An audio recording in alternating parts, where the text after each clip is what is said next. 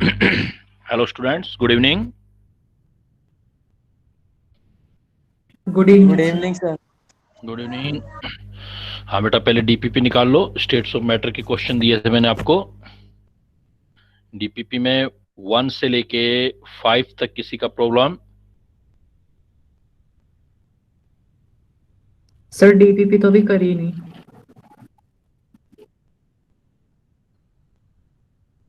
किसी ने नहीं किया DPP? No sir, next time कर लेंगे।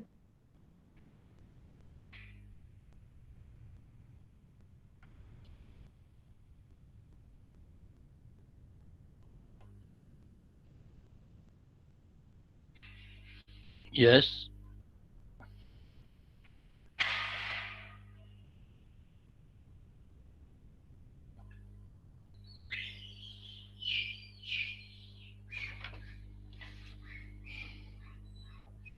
हम लोग स्टेट्स ऑफ मैटर पढ़ रहे थे बेटा।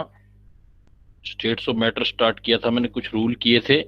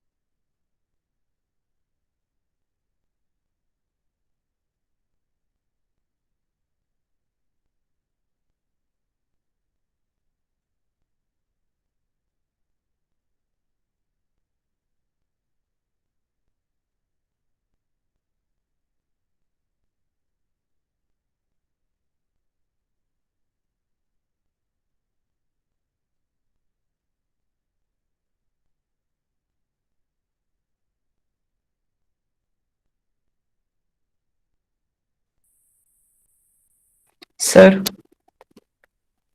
सर आपको किसी ने म्यूट कर दिया है।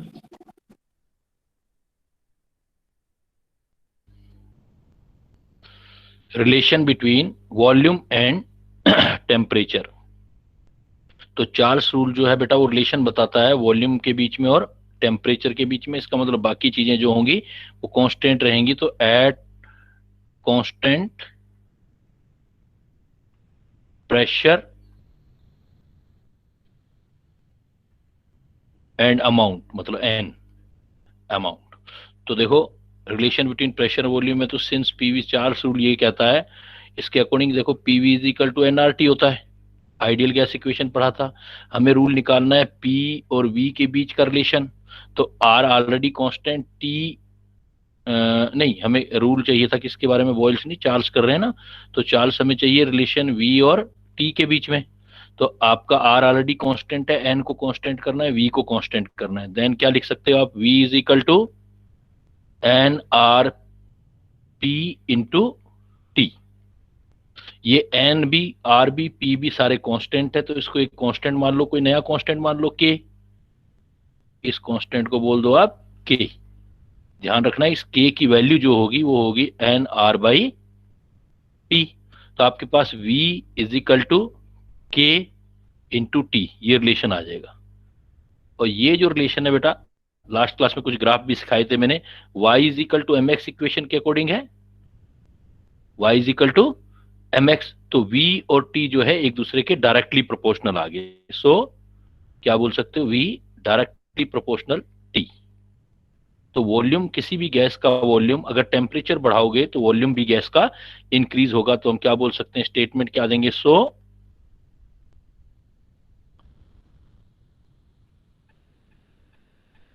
Volume of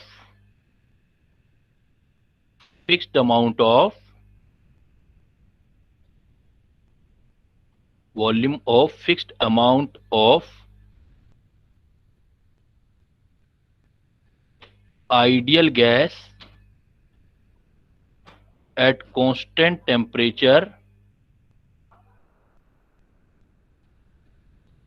is directly proportional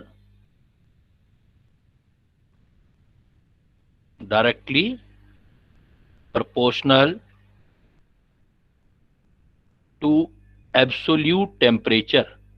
absolute का मतलब टेम्परेचर को केल्विन में लेना है आपको, एब्सोल्यूट टेम्परेचर। तो किसी भी गैस का जो वॉल्यूम होगा V डायरेक्टली प्रोपोर्शनल होगा कैपिटल T। कैपिटल T का मतलब है टेम्परेचर इन केल्विन।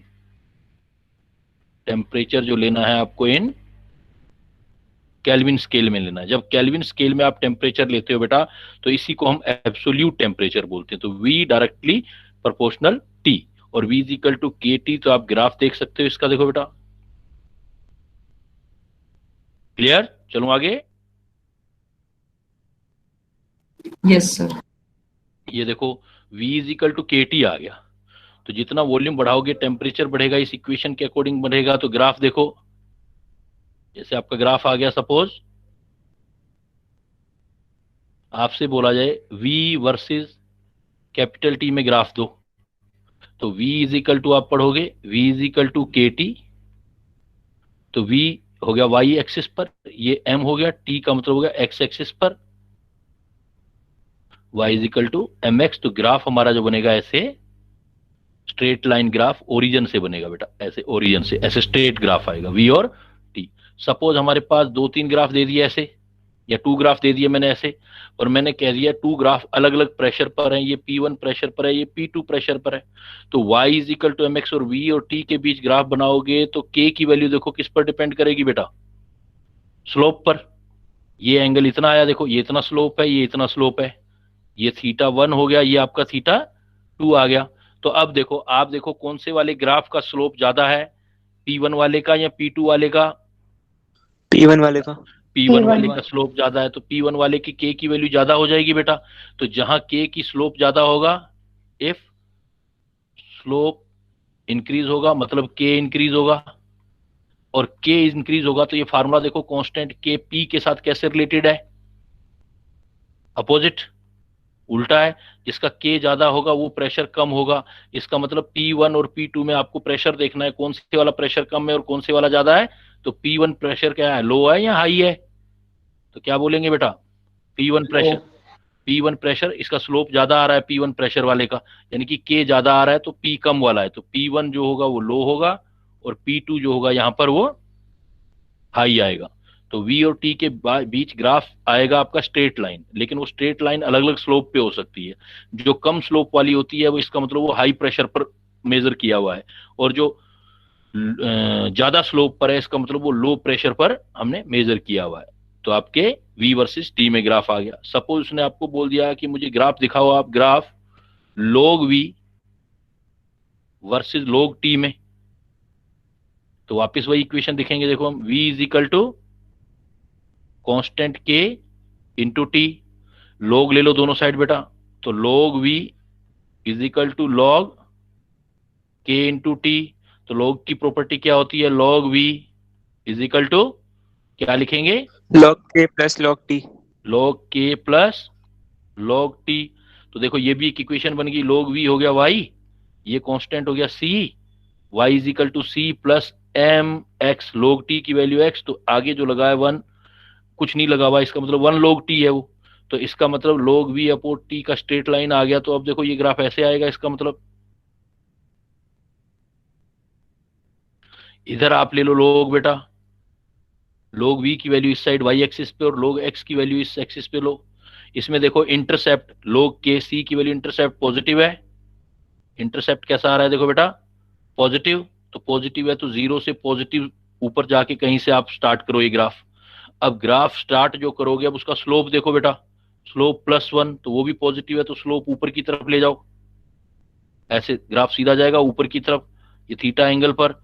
तो ये ग्राफ आ गया। तो इसका मतलब ये वाली वैल्यू किसकी होगी, जो ये इंटरसेप्ट है, यहां से किसकी वैल्यू निकाल सकते हो देखो बेटा आप, इस ग्राफ में इंटरसेप्ट, इंटरसेप्ट मतलब किसकी वैल्यू है, ये C की, और C किसके बराबर है, देखो C बेटा किसके बराबर है, log K के।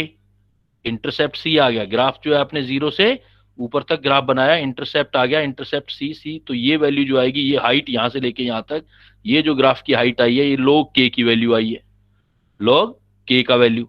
दूसरा देखो अब स्लोप, स्लोप जो होता है वो M होता है, ये M स्लोप है, स्लोप की वैल्यू देखो कितनी आ रही है, थीटा से निकालोगे तो स्लोप ऑलवेज, जब भी स्लोप कहते हो तो मैथमेटिक्स में स्लोप निकलता है बेटा टेन थीटा से।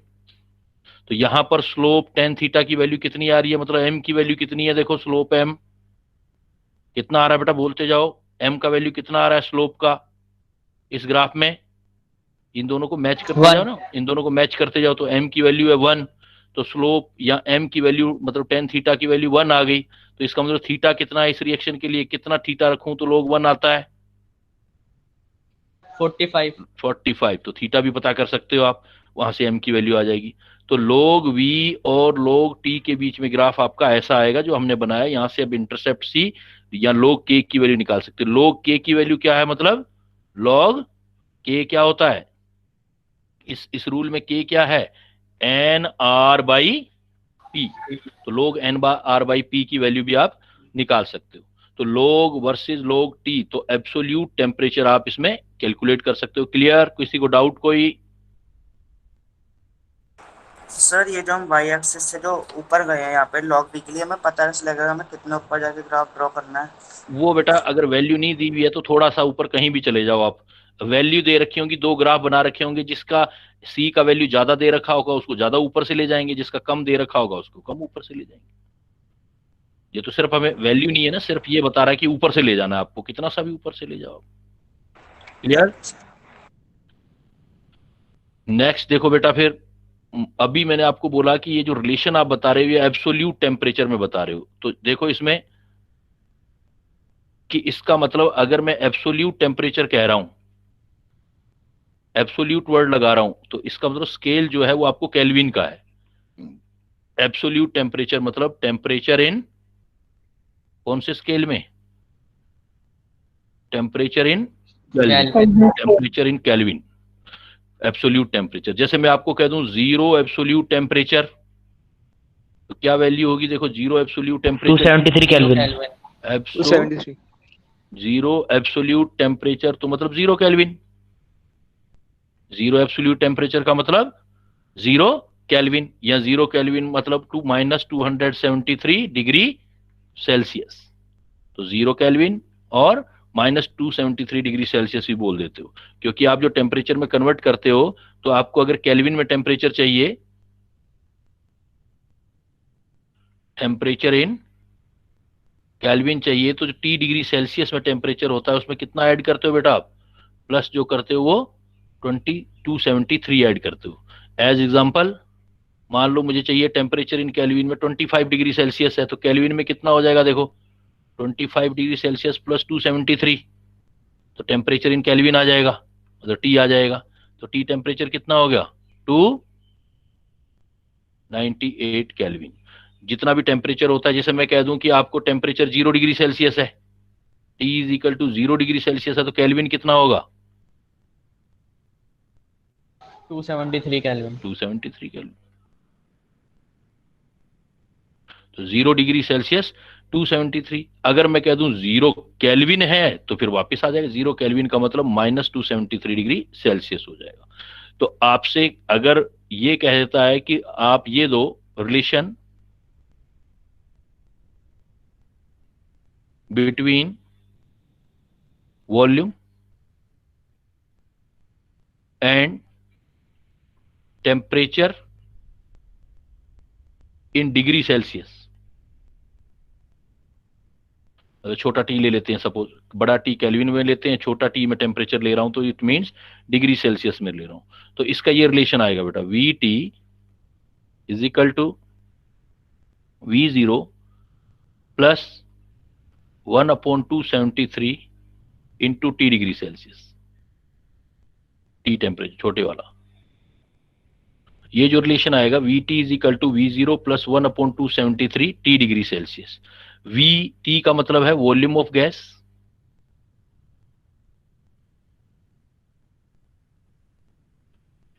Volume of gas at T degree Celsius, और V0 का मतलब है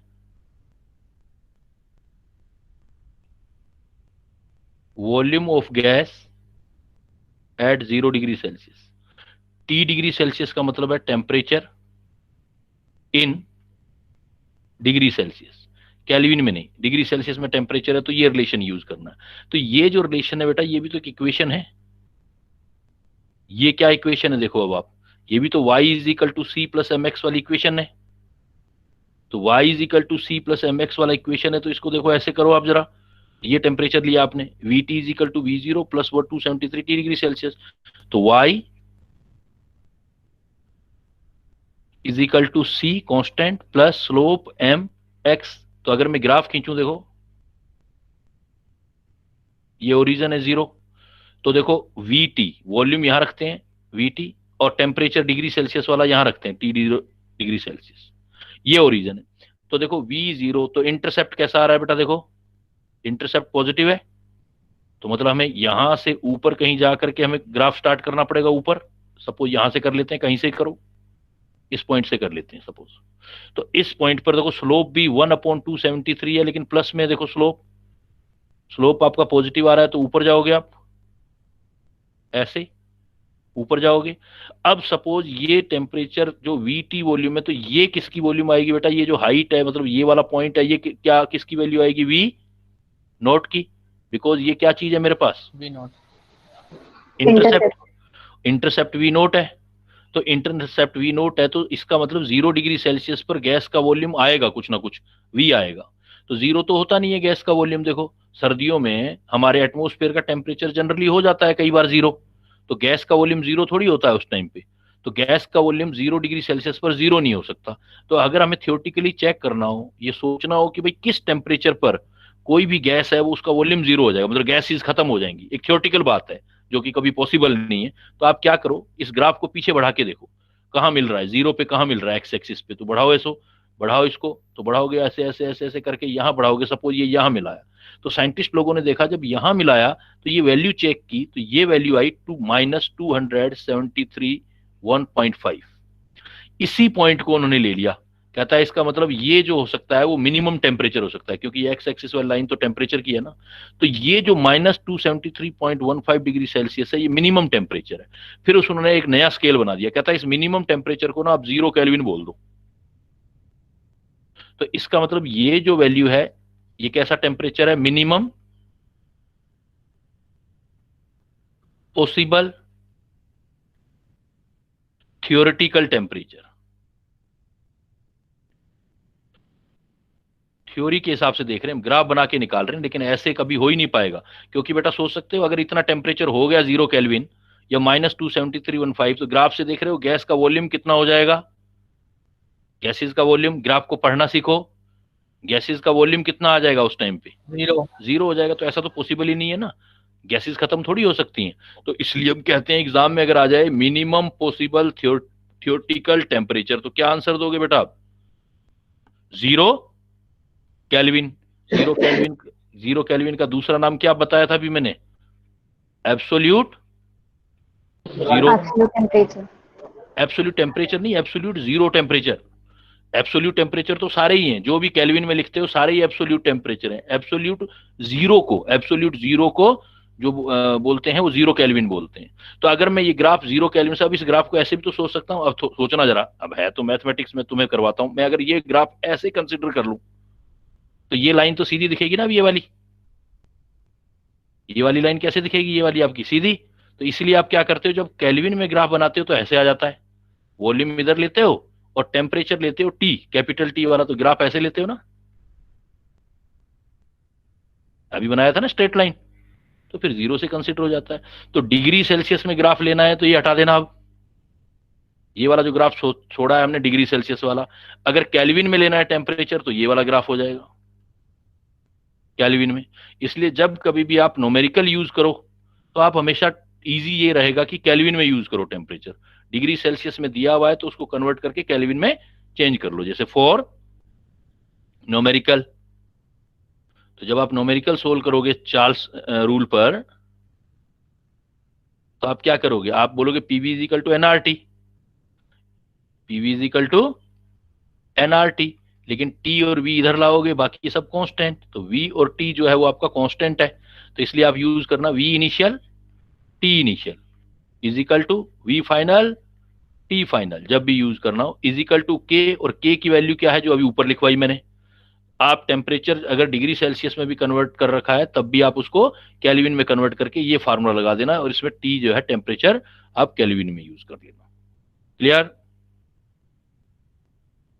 सर चलूं आगे? हाँ बोलो। सर ये जो फॉर्मूला है V T equals to V naught plus 1/273 वाला, हम्म इसमें सर जो इससे नोमेरिकल मत सोल्व करना आप, ये थियोरटिकल याद रखना कि भाई अगर आप 1 डिग्री सेल्सियस टेम्परेचर इंक्रीज करते हो तो वॉल्यूम कितना इंक्रीज होता है, इतना टाइम इंक्रीज होता है, 1/273 टाइम इंक्रीज होता है पहले से। मान लेते हैं पहले वी नोट वॉल्यूम था सपोज, है ना, किसी टेम्परेचर पर वी नोट कुछ यस भी हो सर। सकता है, सपोज 20 मिलीलीटर था। अब मैंने 1 डिग्री सेल्सियस टेम्परेचर और इंक्रीज कर दिया 1 डिग्री सेल्सियस, तो 1 डिग्री सेल्सियस इंक्रीज कर दिया तो वॉल्यूम कितना इंक्रीज होगा, तो 1 नहीं होगा, कितना होगा वो 1/273, 1/273। इतना और ऐड हो जाएगा। हाँ समझ गए? तो सर, डिग्री मतलब ये सेल्सियस, लर्न करना है बस इस चीज के लिए हाँ कि ये लर्न करना कंपैरिजन है, करना है। कंपैरिजन करना है, इसलिए आप इसका यूज ही मत करना। अगर ये पूछे तभी बस ये फार्मूला याद कर लेना, अदरवाइज आपको यूज करना हो तो डिग्री सेल्सियस में मत करना। डिग्री सेल्सियस में दिया हो तो पहले किस में कन्वर्ट कर देना आप, केल्विन में, केल्विन में कन्वर्ट करके और ये फार्मूला लगा देना, ये ज्यादा बेटर है, इजी है formula. V1/T1 is equal to V final upon T final, क्योंकि यहाँ T किस में रख रहे हो आप हेयर, इस फार्मूले में बड़ा T मतलब टेम्परेचर इन केल्विन, तो इजी रहेगा आपके लिए। वो तो उससे भी जाएगा, लेकिन उसमें देखो 1 बाई इतना है तो मल्टीप्लाई डिवाइड हो जाएंगे ऐसे जो थोड़े कॉम्प्लिकेटेड होंगे। क्लियर? जैसे मैं एग्जांपल बताता हूं Yes, आपको, उससे और क्लियर हो जाएगा। सपोज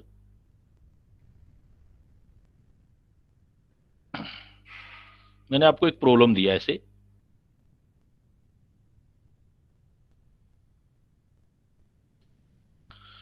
सपोज मैंने आपको एक प्रॉब्लम दिया, मैंने बोला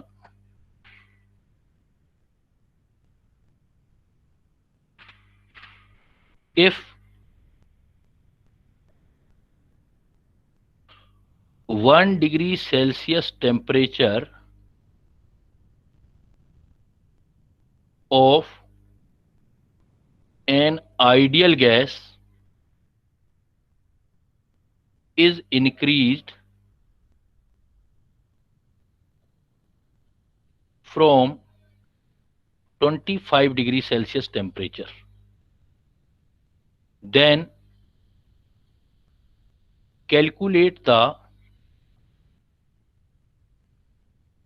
increase in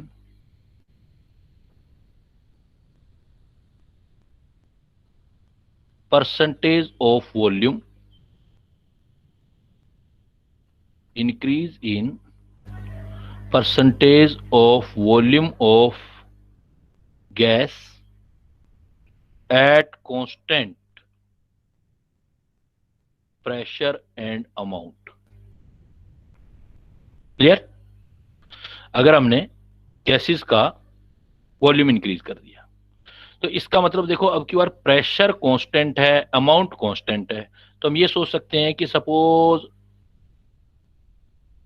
हमारे पास प्रेशर और अमाउंट कांस्टेंट है, सपोज एक ओपन वेसल्स है एज एग्जांपल। हो कैसे सकता है ये भी सोचते जाना बेटा आपने। अगर मेरे पास एक ओपन वेसल्स है बेटा,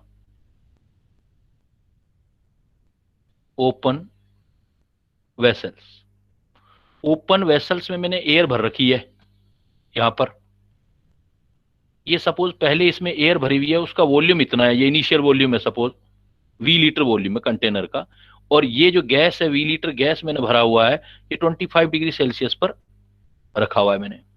अब मैंने क्या कर दिया, इसका टेम्परेचर 1 डिग्री सेल्सियस इंक्रीज कर दिया, टेम्परेचर इंक्रीज कर दिया बाई 1 डिग्री सेल्सियस। जैसे टेम्परेचर इंक्रीज करूंगा तो ये ओपन वेसल्स जो होगा आपका, यहां से गैस निकल के कुछ बाहर भी आ जाएगी। क्लियर? क्योंकि गैस फैलेगी। तो अब मुझे ये पता करना है कि ये टोटल अमाउंट जो है वो तो इतना पहले, जितना पहले भी इतना था, अमाउंट पहले भी इतना था, अमाउंट में तो कोई फर्क नहीं आया। ओपन वेसल्स है तो प्रेशर यहां भी 1 atm प्रेशर था और यहां भी 1 atm, एयर का प्रेशर तो फिक्स रहेगा ना 1 atm। तो वेरी क्या हुआ है सिर्फ बेटा, इक्वेशन लगाओगे आप, PV is equal to N RT। तो वेरी क्या हुआ है सिर्फ, एक तो वॉल्यूम वेरी हुआ है और दूसरा टेम्परेचर वेरी हुआ है, तो इसका मतलब मैं चार्ल्स रूल लगा सकता हूं ना, V upon T is equal to मेरे पास NR अपॉन P, कांस्टेंट होना चाहिए। क्लियर यहां तक कॉन्सेप्ट, कोई डाउट किसी को? तो V अपॉन टी कांस्टेंट आ गया, तो क्या कंसेप्ट लगा सकता हूं मैं कि जब भी V इनिशियल जो होगा और T इनिशियल होगा is equal to V final और T फाइनल के बराबर आएगा हमेशा। क्लियर बेटा यहां तक? क्लियर है? बोलते जाओ, रिस्पॉन्स करते जाओ बेटा, मुझे पता लगता जाए मुझे। Yes sir. अब ये क्लियर हो गया, तो अब जरा सोचो कि भाई इनिशियल वॉल्यूम कितना ले रहे हैं सपोज अपन V litre, initial volume V litre है, तो टेम्परेचर कितना इनिशियल, जरा सोचो बेटा, इनिशियल टेम्परेचर कितना है हमारे पास? 25 डिग्री सेल्सियस है। तो 25 डिग्री सेल्सियस है और 1 डिग्री इंक्रीज हो गया, तो फाइनल टेम्परेचर कितना है मेरे पास? तो इसका मतलब मेरे पास T1 जो है या T इनिशियल है 25 डिग्री सेल्सियस है। तो मेरे लिए ये फार्मूला लगाना इजी है, तो मैं डिग्री सेल्सियस में सोल्व नहीं करूंगा, केल्विन में कन्वर्ट कर देता हूं। तो T1 कितना आ जाएगा बेटा केल्विन में करूंगा तो 25 प्लस 273 केल्विन, तो कितना हो जाएगा केल्विन? देखो 298 केल्विन आ गया। क्लियर? अभी इसी टाइप से देखो T2 टेम्परेचर कितना है, 1 इंक्रीज कर दिया, तो 25 और 1 कितना हो गया मेरे पास? 26 डिग्री सेल्सियस हो गया मेरे पास। तो 26 का मतलब अगर मैं केल्विन में यूज करूंगा तो 26 प्लस 273 करूंगा तो कितना आ गया? 299 केल्विन। 299 केल्विन आ केल्विन। गया। तो अब मेरे पास टेम्परेचर दोनों आ गए, तो इनिशियल वॉल्यूम सपोज V था, T इनिशियल टेम्परेचर कितना है मेरे पास? 298 kelvin is equal to V final कितना है मुझे निकालना है, और T फाइनल कितना हो गया? 299। तो V फाइनल आ गया ना मेरे पास। तो V फाइनल कितना हो गया बेटा? देखो 299 V अपॉन 298। क्लियर? अब V फाइनल इतना हो गया, बढ़ के इतना हो गया, तो इनिशियल मेरे पास V था, तो चेंज कितना आया? यहीं कर दूं, इधर कर दूं, चेंज कितना आया? देखो डेल्टा V, तो V final minus V initial, तो V फाइनल कितना है? 299 V अपॉन 298, और इनिशियल कितना था बेटा आपके पास?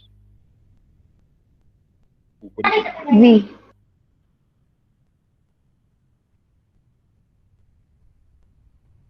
इनिशियल हमारे पास था V, इसका मतलब V कॉमन ले लेते हैं, इनिशियल हमारे पास था V, तो V कॉमन ले लेते हैं, तो अंदर कितना रह जाएगा मेरे पास? V 299 अपॉन 298 माइनस 1, तो सोल्व करूंगा तो V कितना आ जाएगा? V upon 298। V ये हो गया हमारे पास, 1 कॉमन हो गया, 298 हो गया, तो ये कॉमन फिर 298 है ना, 298, और ऊपर कितना आया? 299 में से 298 चला गया, 1 आ गया। तो ये आ गया मेरे पास डेल्टा V। परसेंटेज इंक्रीज चाहिए मुझे, परसेंटेज इंक्रीज, तो वो तो आएगा डेल्टा V, और इनिशियल कितना था? V इनिशियल इंटू 100, तो डेल्टा V आ गया मेरे पास V upon 298 into 100 upon initial था V से भी कैंसिल हो गया, तो अप्रोक्सीमेट हो गया 1 अपॉन 300 के आसपास आ गया, यानी कि अप्रोक्सीमेट कितना आ गया? 1 अपॉन 3। 1 अपॉन 3 का मतलब कितना परसेंट हो गया? 0.33% आ गया। 100 अपॉन 298 को अप्रोक्सीमेट 300 ले लिया, तो 0 से 0 कैंसिल हो गया, 1/3 आ गया, तो 0.33% इंक्रीज आ गया। तो आपके लिए ज्यादा बेटर है कि जब भी आपको टेम्परेचर केल्विन में दिया है तो फिर तो डायरेक्ट ही यूज हो गया, अगर आपको डिग्री सेल्सियस में दिया है तब आप उसको केल्विन में कन्वर्ट करो, फिर फार्मूला लगाओ V initial upon T initial is equal to V final upon T final. Clear? Yes Yes, sir. sir. Yes sir. अब देखो बेटा, अब कंसेप्चुअल क्वेश्चन आते हैं कई बार, तो उसमें कंसेप्चुअल क्वेश्चन में क्या होते हैं, कई बार एक्सप्रेशन पूछता है कि भाई इस चीज का एक्सप्रेशन बताओ। सर जो आपने ऊपर डिग्री सेल्सियस वाला फॉर्मूला लिखा था ना, हाँ उसमें हाँ सर वी नॉट दोनों जगह नहीं होना चाहिए, मतलब V naught plus V naught T by 273। एक उन्होंने क्या किया, वी नॉट, कौन सा वाला फार्मूला था देखता हूँ मैं, ये था ना हमारा,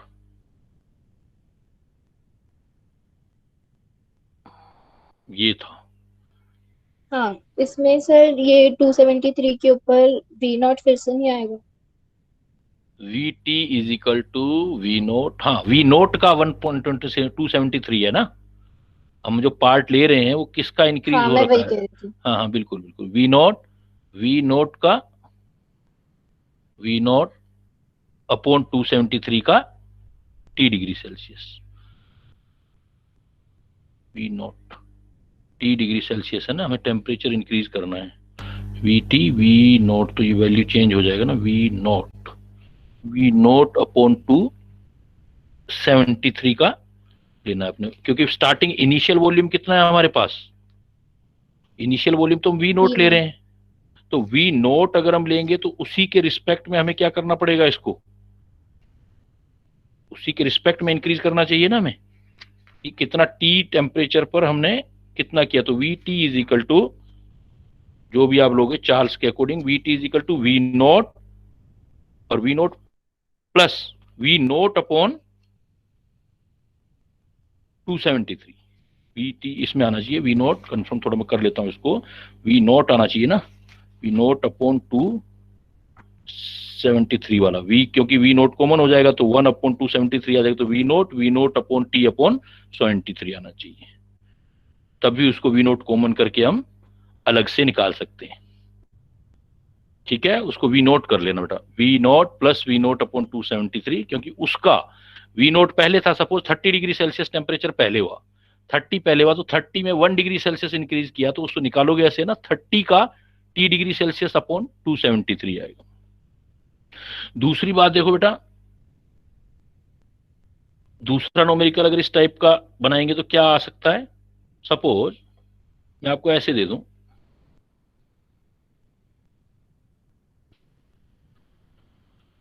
मैं इस तरह का प्रॉब्लम लिखता हूं कि आपको सपोज ये कैलकुलेट करना है,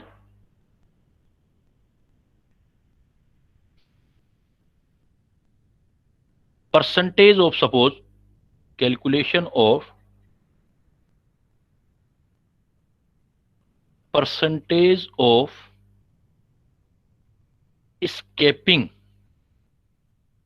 gas, calculation of percentage of escaping gas, कितना गैस हमारा escape हुआ है, escaping गैस अगर निकालना है तो कैसे करेंगे, तो कैलकुलेट कैसे परसेंटेज करेंगे, देखो आपने calculation of percentage of escaping gas, मतलब कंटेनर से बाहर कितना गया इन ओपन वेसल्स या फ्रॉम ओपन वेसल्स। अभी बेटा मैंने एक एग्जांपल दिया था, देखो आपको मैंने बोला था कि सपोज ये एक सॉल्यूशन, देखो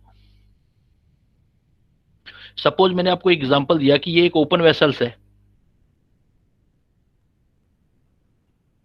ओपन वेसल्स में एयर है, और T1 टेम्परेचर कुछ भी है हमारा, जो भी है T1 टेम्परेचर है, और वॉल्यूम V1 है जो भी इनिशियल है, या T इनिशियल V इनिशियल है।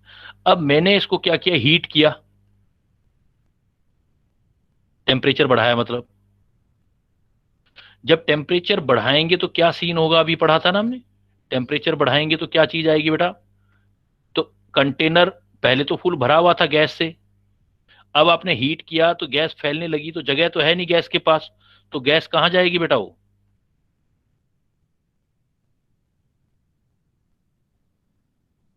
बाहर आ जाएगी कुछ। अब ये यस सर। कितनी गैस बाहर गई है सपोज मुझे निकालना है, अमाउंट तो टोटल यही है ना, जो पहले था वही है टोटल अमाउंट, तो इसका मतलब मैं ये बोल सकता हूं कि initial amount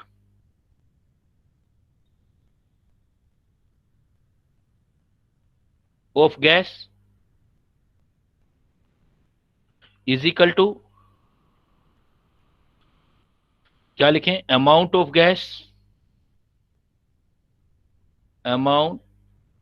gas in container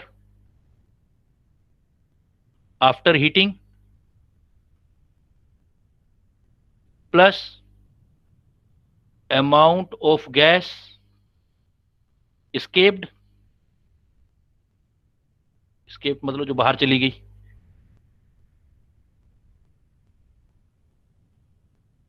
clear? कोई डाउट यहां तक कि भाई टोटल अमाउंट तो फिक्स है ना गैस का, आपका टोटल अमाउंट कितना लिया, कितना कंटेनर में रह गया, कितना बाहर चला गया, ये कर दिया हमने। अब अगर आप देखो इनिशियल अमाउंट ऑफ गैस में हमें तो अमाउंट ऑफ एस्केप चाहिए, तो इनिशियल अमाउंट ऑफ गैस को कह सकता हूं number of mole initial, suppose है NI। अमाउंट ऑफ गैस जो कंटेनर है, कंटेनर में आफ्टर हीटिंग है, सपोज N कंटेनर में, और प्लस N एस्केप्ड हो गया जो। PV इज इक्वल टू क्या होता है बेटा, NRT। तो N की वैल्यू क्या आ जाएगी, PV अपॉन RT।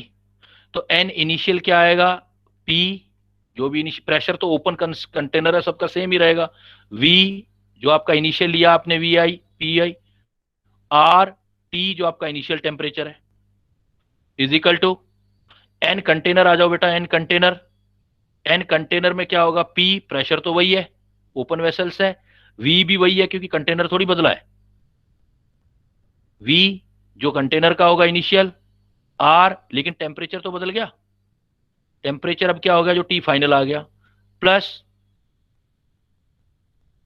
ये हमें क्या निकालना है, N एस्केप्ड निकालना है, N जो है वो एस्केप निकालना है, तो N ले लिया मैंने, N एस्केप्ड। इसका मतलब बेटा N एस्केप्ड क्या आ गया, अमाउंट जो है एस्केप, अमाउंट एस्केप्ड हो गया PV upon RT initial minus PV upon RT final. N escape आ गया अपने पास, कितना अमाउंट एस्केप हो गया, तो इतना अमाउंट हमारे पास एस्केप हो गया। अब मान लो हमें परसेंटेज निकालना है कि कितनी परसेंटेज एस्केप हुई है, तो percentage escaped,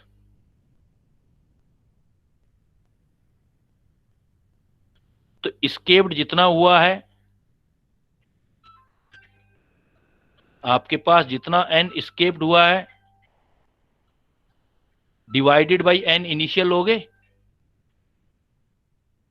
N initial into 100। अब N जो एस्केप्ड हुआ है तो ये वाला एस्केप वाला तो ये आ जाएगा बेटा, PV RT initial minus PV RT final divided by N initial. कितना होगा बेटा, N इनिशियल जो पहले वाली वैल्यू है वही तो आएगी, PV जो भी इनिशियल ले रहे हो आप, तो ये तो सेम ही चल रहा है, V इनिशियल, तो PV initial upon RT initial into 100, जो कॉमन होके कैंसिल हो सकता है बेटा कैंसिल कर दो। तो देखो लास्ट में जाके कैसे एक्सप्रेशन एक छोटा सा बन जाएगा हमारा, उसी से हम डायरेक्ट सोल्व किया करेंगे फिर प्रॉब्लम।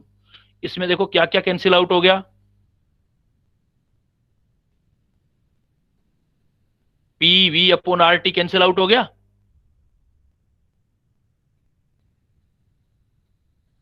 परसेंटेज एस्केप्ड, तो कॉमन जो आ गया, क्या आ गया common, PV initial upon R common आ गया ऊपर, अंदर क्या रह गया, सिर्फ 1 अपॉन T initial minus T final into 100, और नीचे हमारे पास क्या है, PV initial upon RT initial, N is equal to PV upon RT। तो ये कैंसिल हो गया, देखो ये T1 ऊपर चला गया,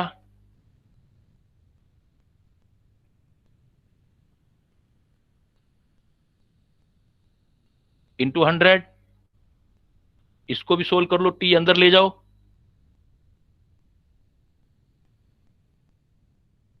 T initial upon T initial minus T initial upon T final into 100। तो डायरेक्ट आपका परसेंटेज एस्केप्ड का फार्मूला बन गया। आप देखो जब भी प्रॉब्लम आए तो इस पूरा इतना बड़ा सोल्व करने की अब आपको जरूरत नहीं है। 1 माइनस टी लो, इनिशियल हमेशा लो होगा जब हीटिंग करोगे, अपॉन टी हाई इंटू 100 कर दो। डायरेक्ट ये एक्सप्रेशन यूज करो आप। तो जब भी आपको परसेंटेज ये निकालना हो कि स्केप कितना हो रहा है, तो आप सीधा फार्मूला यूज करो, 1 minus T low upon T I, heating करके इंटू 100, ओपन वेसल्स में कर रहे हो आप, तो परसेंटेज स्केप डायरेक्ट निकाल सकते हो।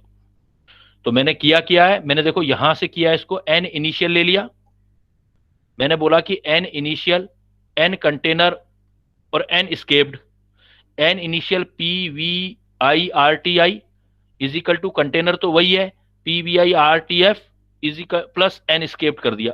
इस पॉइंट को ध्यान रखना कि वी जो आ रहा है आपका कंटेनर का वॉल्यूम दो जगह पे सेम आ रहा है पहले।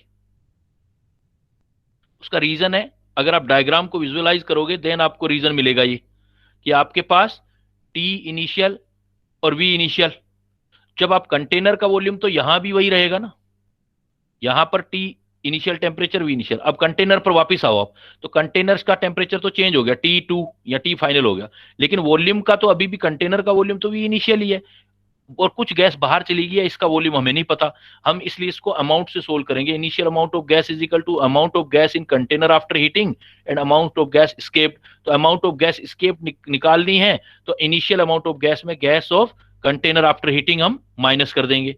जब आप माइनस कर दोगे तो ये एक्सप्रेशन आ जाएगा आपके पास।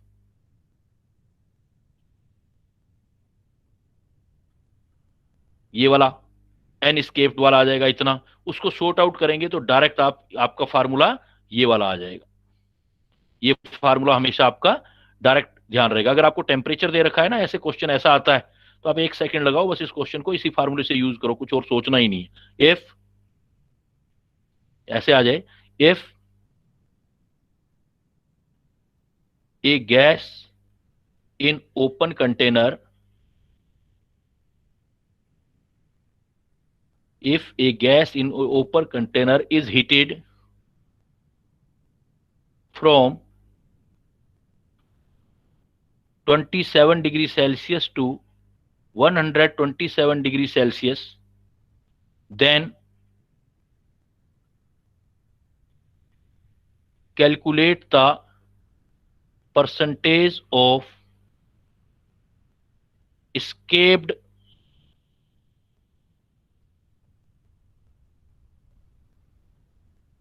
Amount of gas.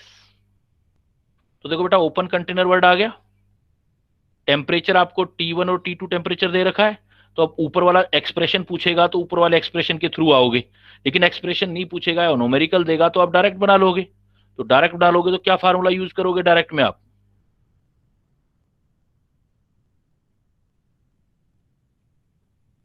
देना बेटा डायरेक्ट ये यूज करोगे भी, परसेंटेज एस्केपिंग मैंने बताया ये आपको ओपन वेसल्स में, percentage escaped gas is equal to, simply बताया मैंने, 1 minus T low divided by T high into 100।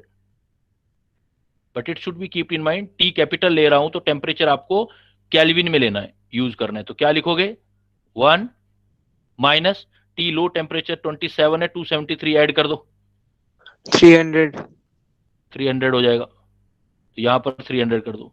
T high है 127, इसमें 273 ऐड कर दो, तो कितना हो गया, 400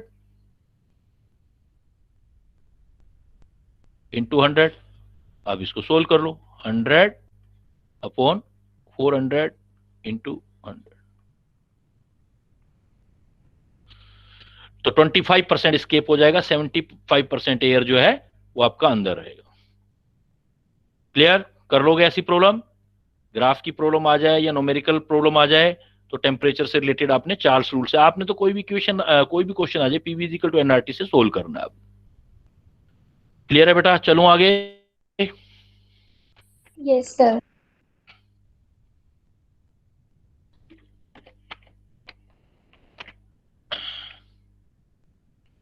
फिर इसके बाद बेटा आते हैं कुछ अदर रूल। हाँ, यहां पर क्या है कि जनरली आपसे ऐसे पूछ ले, कंबाइंड गैस लो क्या है, कंबाइंड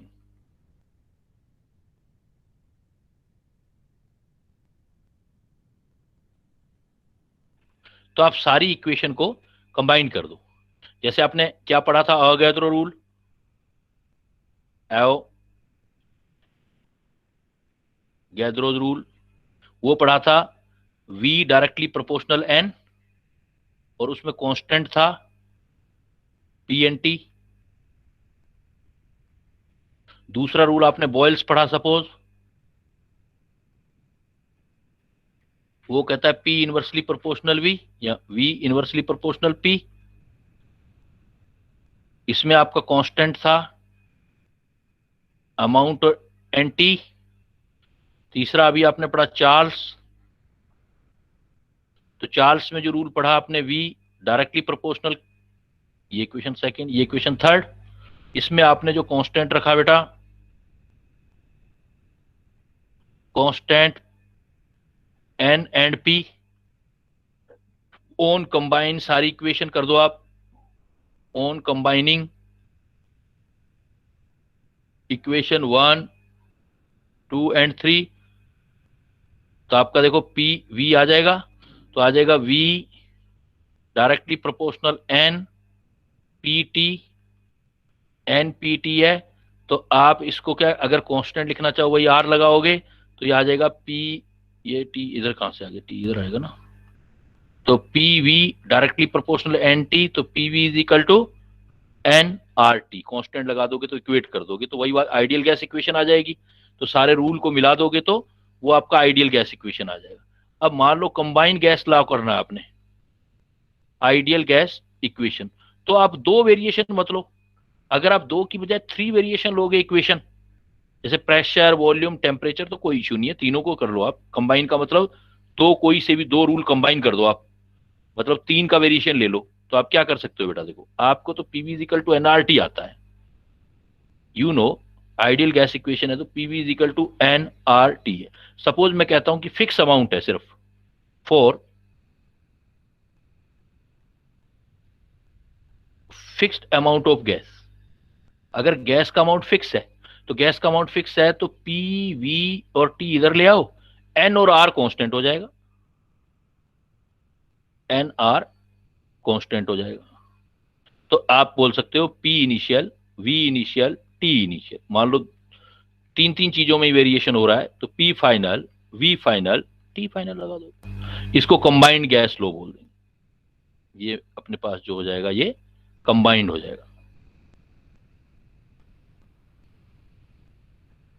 तो P1 V1 upon T1 is equal to P2 V2 T2 बोल दो, या P initial V initial upon T initial, ये हमेशा कांस्टेंट रहेगा, P final V final upon T final.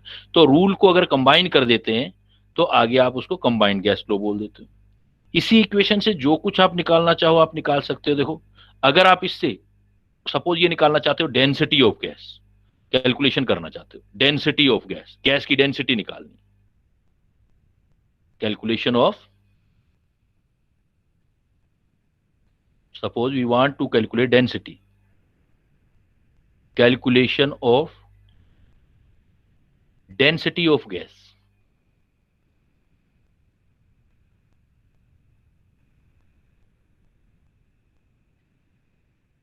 तो मैंने क्या बोला है, कोई भी प्रॉब्लम आए बेटा आपने तो आइडियल गैस इक्वेशन से ही सोल्व करना है। कोई भी आपके पास प्रॉब्लम आता है आप PV is equal to NRT से ही सोल्व करो। तो PV इज इक्वल टू क्या होता है, NRT। PV is equal to NRT है, और यू नो कि जो N है, जो आपका नंबर ऑफ मोल्स है N, वो वेट से निकाल सकते हो, वेट अपॉन मोलर मास, ये यूज कर सकता हूं। तो PV is equal to N की जगह रख दो बेटा W upon M dash into RT, PV is equal to W upon M dash RT। तो यहां से आप डेंसिटी निकालना है तो देखो निकालो P is equal to W upon V RT upon M dash, और डेंसिटी इज इक्वल टू क्या होता है, डेंसिटी होता है वेट अपॉन वॉल्यूम। तो मैं यहां लिख सकता हूं P is equal to D RT by M, ये फार्मूला निकल आ गया। देखो इसका मतलब किसी भी गैस का जो R कांस्टेंट है, टेम्परेचर अगर कांस्टेंट और मोलर मास कांस्टेंट आ जाए तो प्रेशर और डेंसिटी रिलेटेड हो जाएंगे, P और D जो आ जाएगा आपका P is equal to directly proportional D। Pressure जो है डेंसिटी के डायरेक्टली प्रोपोर्शनल हो जाएगा 4 at constant temperature for particular gas. अगर एक पार्टिकुलर गैस है तो m डैश भी कांस्टेंट हो गया, मोलर मास हो गया, और ये जो हो जाएगा वो डेंसिटी ऑफ गैस होगा। बट न्यूमेरिकल में इसमें बड़ा ध्यान से करना होता है, बिकॉज फार्मूला तो चलो आ गया आपका फॉर न्यूमेरिकल, लेकिन यूनिट बड़े ध्यान से रखने हैं यहां पर। जब आप न्यूमेरिकल करोगे तो P is equal to D RT by M A. अब प्रेशर आपको ध्यान रखना है कि आप R का यूनिट किस में रख रहे हो। जैसे R अगर आप रख रहे हो एटमॉस्फेयर लीटर में, एटमॉस्फेयर लीटर पर केल्विन पर मोल, तो टेम्परेचर रखना पड़ेगा आपको केल्विन में। मोलर मास जो आपको रखना पड़ेगा, आप ये देखोगे कि आपको किस में रखना है, डेंसिटी मोलर मास m, क्योंकि हमें चाहिए यहां से एटमॉस्फेयर लीटर पर केल्विन पर मोल आ गया, प्रेशर एटमॉस्फेयर में आ गया, उधर कैंसिल हो गया, प्रेशर सपोज एटमॉस्फेयर में रख रहे हो आप। डेंसिटी देखो, डेंसिटी रखो ये ग्राम पर मोल में रख देना, मोल, और डेंसिटी रख लेना ग्राम पर लीटर में। अब ये ध्यान रखना, क्योंकि यहां लीटर ले रहे हो आप, तो यहां भी ये ग्राम पर लीटर में होना चाहिए। तो डेंसिटी अगर ग्राम पर मिलीलीटर में, तो आप उसको लीटर में कन्वर्ट कर दोगे, लीटर में कन्वर्ट करना पड़ेगा आपको। तो ग्राम पर लीटर में डेंसिटी आपको रखनी पड़ेगी, अदरवाइज डेंसिटी पहले ग्राम पर लीटर में निकलेगी, फिर पर मिलीलीटर में निकाल लेना, ग्राम पर सीसी में निकाल लेना, डेंसिटी को कन्वर्ट कर देना। बिकॉज आर जो लिख रहे हो आप, या फिर क्या करो कि आर को एटमॉस्फेयर लीटर को 1000 से मल्टीप्लाई कर दो, या ये कर दो आप P is equal to D। अगर ये आपको ग्राम पर मिलीलीटर में चाहिए, ये क्वेश्चन बहुत पूछा जाता है क्योंकि कैलकुलेशन में मिस्टेक आती है इसमें।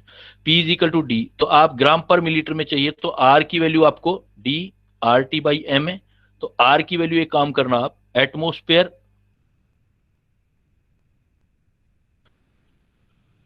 आप रख रहे हो लीटर में, तो 1000 और मल्टीप्लाई कर देना, तो 1000 मिलीलीटर होता है ना, तो 1000 मिलीलीटर अगर लीटर पर केल्विन पर मोल ले रहे हो तो इंटू 1000 कर देना।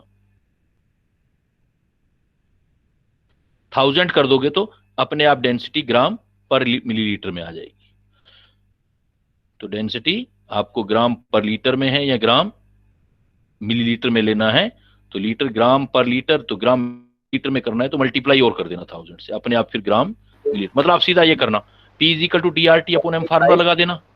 हाँ बोलो, 00 तो 1000 लगा देना है। 59। क्लियर। तो बेटा एक डेंसिटी वाला प्रॉब्लम आएंगी, तो डेंसिटी में ध्यान रखना है P DRT M करके फिर 1000 का भी यूज करना है। या दूसरा एक होता है आपका वेपर डेंसिटी, एक चीज और होती है वेपर डेंसिटी। वेपर डेंसिटी और डेंसिटी दोनों डिफरेंट थिंग है। वेपर डेंसिटी देखो, मोल कंसेप्ट वाले मैंने आपको वेपर डेंसिटी बताया होगा, VD। वेपर डेंसिटी जो होता है वो मोलर मास का डबल होता है, m dash is equal to twice into vapour density. तो वेपर डेंसिटी और density is a different thing. Vapour density सीधा m डैश से निकालते हैं, तो दोनों फार्मूले एक में रखना चाहते हो तो P is equal to D density आ जाएगा, DRT अपॉन m डैश है, m डैश की जगह 2 इंटू वेपर डेंसिटी कर दो, VD कर दो वेपर डेंसिटी को। तो density is the different thing, vapour density is the different thing. निकलेंगी ये भी आइडियल गैस इक्वेशन से। क्लियर। चलो आगे। इसमें आपने देखो क्या क्या सीखा। इसमें एक तो डेंसिटी निकालना है, फार्मूला तो सिंपल है यूज करना, लेकिन जब कैलकुलेशन करते हैं तो यूनिट की प्रॉब्लम्स आती हैं, तो यूनिट्स को ध्यान में रखना है आपने। तो डेंसिटी निकालनी हो तो फार्मूला है आपके पास, अगर वेपर डेंसिटी निकालनी हो तो उसी फार्मूले से आप मोलर मास में रख के निकाल सकते हो। क्लियर बेटा। चलो आगे। सर थोड़ा ऊपर कर रहे हैं ये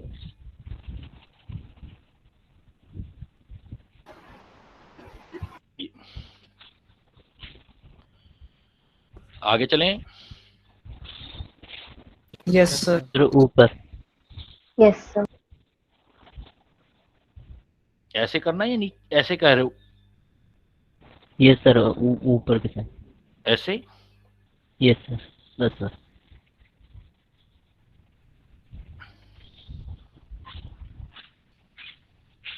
यस सर, हो गया। देखो बेटा, अब आपने मान लो ये भी आइडियल गैस इक्वेशन से लॉज भी पढ़ लिया आपने, लॉज पढ़ लिए, फिर हमारे कुछ अदर लॉ आते हैं। जैसे फिर एक लॉ आता है सारा पीवीएनआरटी से, उसको बोलते हैं Dalton's law of partial pressure.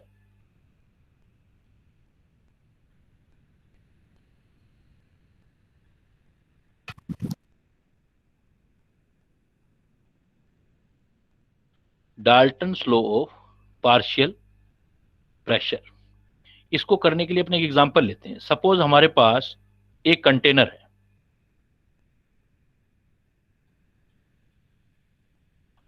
Container है तो वॉल्यूम कांस्टेंट हो गया बेटा, इसका कुछ भी हो गया, वॉल्यूम हो गया वी, और टेम्परेचर हो गया सपोज टी, टेम्परेचर भी कांस्टेंट कर दिया, वी और टी। अब हम अंदर डिफरेंट टाइप की गैसेस रख रहे हैं, सपोज गैस ए बी, या कोई गैस है हमारे पास एन है, N two, O two, H2, different type की गैसेस है। तो हमें यह देखना है कि हर किसी का इंडिविजुअल प्रेशर किस चीज पर डिपेंड करेगा। देखो इक्वेशन तो क्या था आपके पास, PV is equal to NRT था ना बेटा, PV is equal to NRT. आप अब की बार कांस्टेंट क्या क्या रख रहे हो, वी कांस्टेंट है, टी कांस्टेंट है, आर ऑलरेडी कांस्टेंट होता है, तो पी किस पर डिपेंड करेगा प्रेशर, सिर्फ एन पर। इसका मतलब अंदर मिक्सचर में जिस गैस के नंबर ऑफ मोल ज्यादा होंगे उसका प्रेशर ज्यादा आ जाएगा, सिंपल सी बात है। हर किसी के इंडिविजुअल के प्रेशर को पार्शियल प्रेशर बोलते हैं। इंडिविजुअल का, जैसे नाइट्रोजन का इंडिविजुअल प्रेशर है तो प्रेशर ऑफ नाइट्रोजन हो जाएगा वो। जो इंडिविजुअल प्रेशर होते हैं,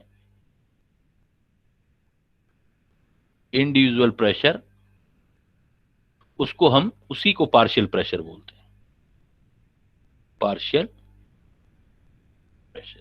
अगर ऑक्सीजन, सपोज ऑक्सीजन का प्रेशर है P O2, individual pressure, hydrogen का इंडिविजुअल प्रेशर सपोज है पी H2, तो किसी का भी इंडिविजुअल का पार्शियल प्रेशर होता है तो वो उसके नंबर ऑफ मोल पर डिपेंड करता है, और टोटल प्रेशर इन सब का सम होता है। तो एक तो पॉइंट ये आ जाएगा, जब भी हमें टोटल प्रेशर निकालना होगा, total pressure of non reacting gaseous mixture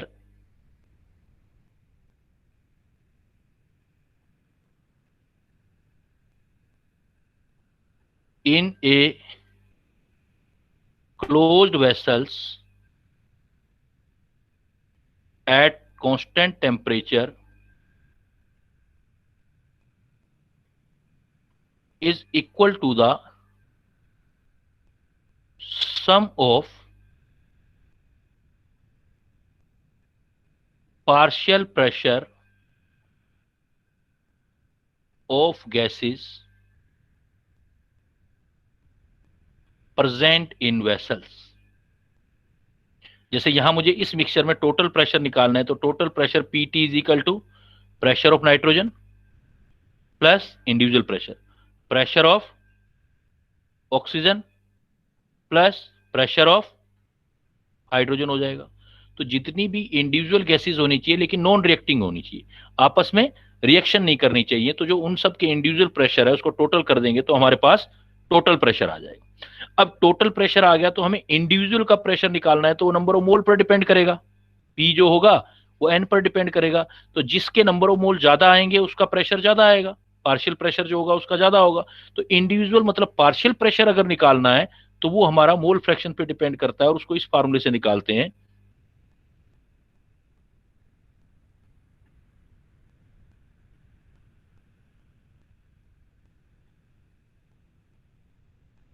ये देखो बेटा, आपको ध्यान होगा मैंने एक मोल फ्रैक्शन करवाया था, मोल फ्रैक्शन। तो मोल फ्रैक्शन क्या होता है भाई? मोल फ्रैक्शन का मतलब है टोटल मोल में किसी का क्या पार्ट होता है, तो उससे हम पार्शियल प्रेशर निकाल सकते हैं। तो हम कह सकते हैं partial pressure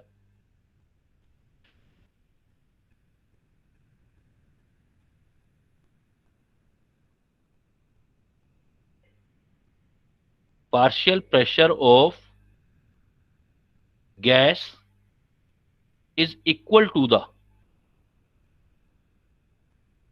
product of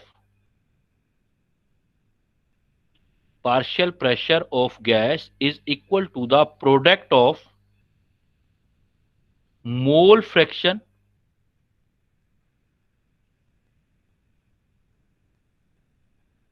of that gas,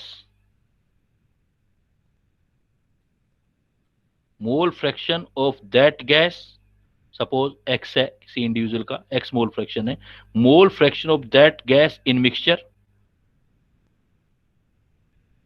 and total pressure.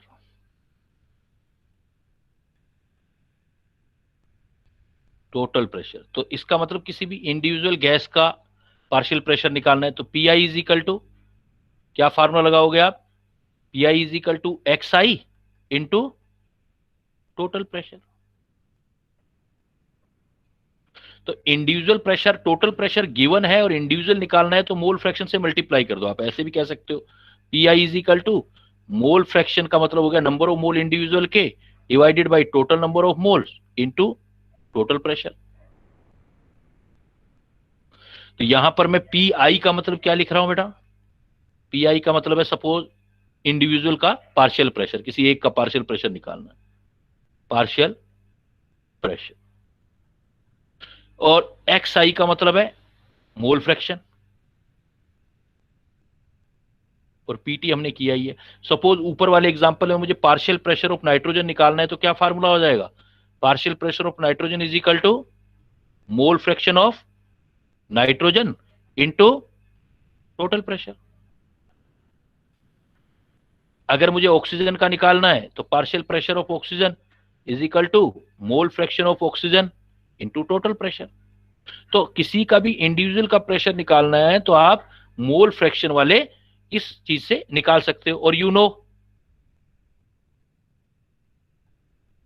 कि mole fraction is equal to क्या होता था जब आपने निकाला था, मैंने फार्मूला पढ़ाया था आपको, mole fraction is equal to number of individual upon total number of mole होता था इसी एक कंपोनेंट के इंडिविजुअल प्रेशर, और पी डायरेक्टली प्रोपोर्शनल एन है। तो यही तो आ गया, देखो एक्स आई को ये भी तो लिख सकता हूं, एन इंडिविजुअल का है तो प्रेशर इंडिविजुअल का, एन टोटल का है तो टोटल प्रेशर का, तो वापस फार्मूला वही तो आ गया, P individual is equal to X I into P T.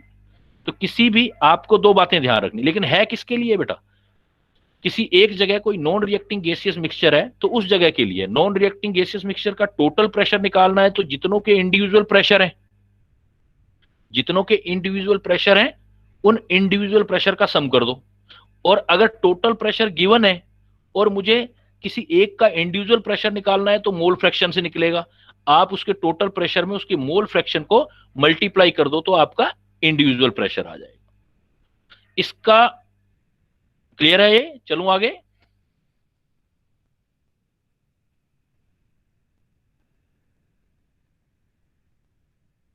चलें बेटा आगे चलें। Yes sir.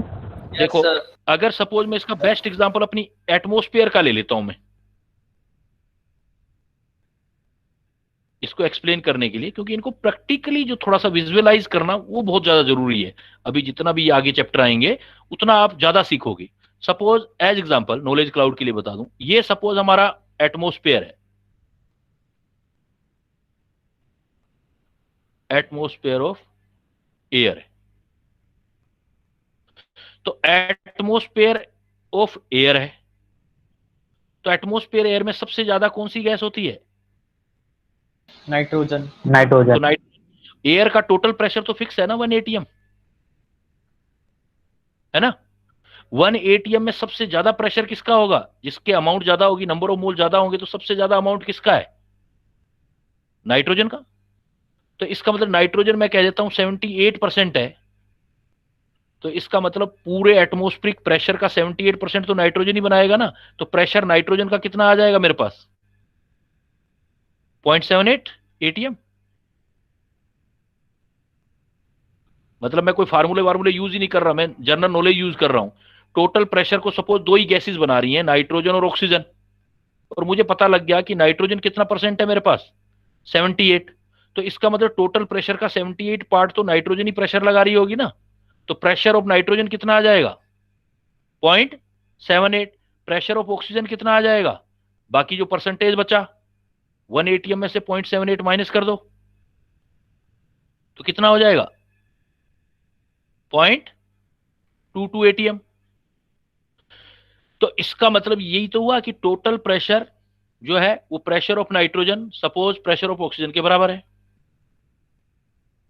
Total pressure 1 ATM है तो परसेंटेज हमें पता लग रहा है, ये 1 एटीएम है तो सम ऐसे ही तो आएगा, 1 एटीएम है तो ये 0.78 होगा और प्लस जो ये होगा सपोज एक्स करके निकालो।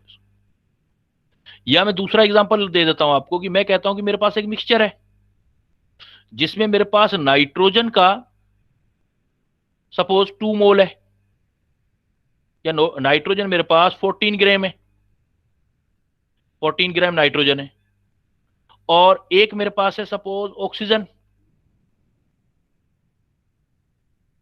एक मेरे पास ऑक्सीजन है और ऑक्सीजन सपोज मेरे पास है 8 ग्राम, और टोटल प्रेशर है मेरे पास सपोज टोटल प्रेशर जो लग रहा है वो लग रहा है 750 mm, 750 mm। मुझे कैलकुलेट करना है, ये कैलकुलेट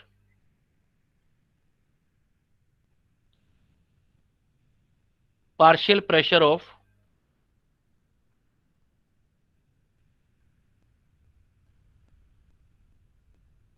पार्शियल प्रेशर। ये मैं एक काम और करता हूं, इसको मैं ऐसे करता हूं 1 एटीएम है सपोज प्रेशर है 1 ATM, calculate the partial pressure of N2 and O2 in mm of mercury. ये पूछ लिया मैंने आपसे, मैंने कह दिया कि दो गैसेस हैं N2 और O2, 14 ग्राम N2 है, 8 ग्राम O2 है, और कैलकुलेट करना है आपको पार्शियल प्रेशर N2 का O2 का। तो देखो बेटा क्या फार्मूला लगाओगे, partial pressure of N2 is equal to क्या होगा mole fraction of N2 into total pressure. Clear? तो partial pressure of N2 mole fraction किससे है, नंबर ऑफ मोल से निकालोगे, number of mole of nitrogen divided by total number of mole, मतलब number of mole of nitrogen plus number of mole of oxygen आएगा into total pressure आएगा बेटा। अब देखो नंबर ऑफ मोल नाइट्रोजन कितने होंगे, कितने ग्राम है, देखो 14, तो कितने आ जाएगा नंबर ऑफ मोल, कितने आ जाएंगे बेटा 14/28 डिवाइडेड बाय नाइट्रोजन आ जाएगा 14/28, ऑक्सीजन आ जाएगा 8/32, टोटल प्रेशर है 1 एटीएम।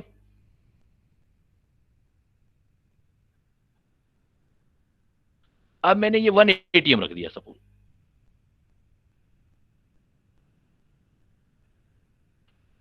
कैलकुलेशन है ना, कैलकुलेशन समझ आती जाएंगी, फिर सारा दिन चाहे प्रॉब्लम बनाते रहो। तो 1 एटीएम आ गया, तो अब देखो ये कितना आया, पार्शियल प्रेशर निकल आया अब आपका, तो पार्शियल प्रेशर कितना आया 14/28 का मतलब 0.5 मुझे ये दिख रहा है, हाफ दिख रहा है, 14/28 0.5 ये भी दिख रहा है, 8/32.2 ये लग रहा है, क्योंकि 8 4 है तो 0.25 इंटू 1 एटीएम, तो सोल्व कर लो तो 0.50 और ये कर लो 0.75, कैंसिल हो गया, 25 2 जा 50, 23 इंटू 1 एटीएम। लेकिन अब देखो पार्शियल प्रेशर ऑफ नाइट्रोजन क्या आ गया आपके पास, पार्शियल प्रेशर ऑफ नाइट्रोजन आ गया आपके पास 2/3 एटीएम। मुझे ऑक्सीजन चाहिए तो दोबारा कैलकुलेशन करने की जरूरत थोड़ी ना है, क्योंकि टोटल प्रेशर 1 एटीएम है और दोनों का पार्शियल प्रेशर का सम 1 एटीएम है, तो 1 - 2/3 एटीएम, तो कितना आ गया बेटा ये 1/3 एटीएम। आपको प्रेशर एटीएम में नहीं चाहिए, एमएम में चाहिए, 760 से मल्टीप्लाई कर दो, 1 ATM is equal to 760 mm होता है, तो ये भी जो होगा 1/3 इंटू 760 mm आ गया। क्लियर कर लोगे? क्लियर है? कोई डाउट? No, sir. चलता जाऊं आगे। तो ये बेटा आपका ये जो रूल दिया है ये डाल्टन ने दिया है, तो इसलिए उसको बोलते हैं Dalton's law of partial pressure.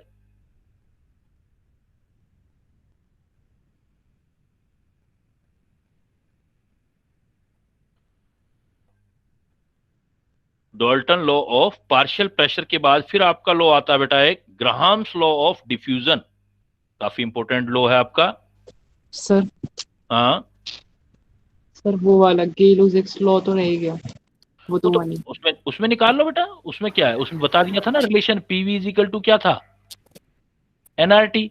तो किसके बीच था वो, प्रेशर और टेम्परेचर के बीच। तो पी डायरेक्टली प्रोपोर्शनलिटी, इसलिए नहीं बताया मैंने आपको, ऊपर लिख दिया था मैंने। इन तीन को इसलिए बता दिया आइडियल गैस इक्वेशन के लिए। उससे निकल आएगा जो भी रोल बनाना है आपने, रूल बनाना है। तो अब देखो हमारे पास फिर कौन सा रूल दे रहा हूं मैं आपको, ग्राहम्स लॉ ऑफ डिफ्यूजन। वैसे डिफ्यूजन या इफ्यूजन भी बोल देते हैं।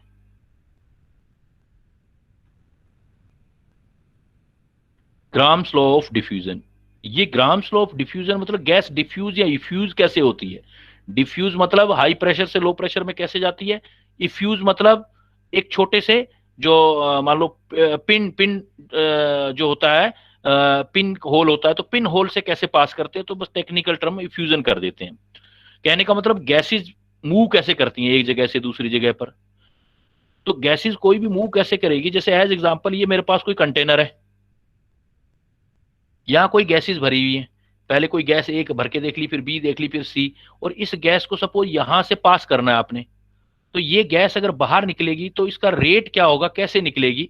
तो इस टाइम पे क्या है कि अगर हमारे पास टेम्परेचर एंड प्रेशर कांस्टेंट है, अगर मैं टेम्परेचर एंड प्रेशर बोथ क्या ले लूं, कांस्टेंट, तो जो डिफ्यूज होने वाला गैस का रेट है वो उसके डेंसिटी पर डिपेंड करेगा। डेंसिटी जो है मोलर मास पे डिपेंड करती है, यानी कि जितनी भारी गैस होगी वो धीरे चलेगी। तो हम ये रूल लिख सकते हैं कि rate of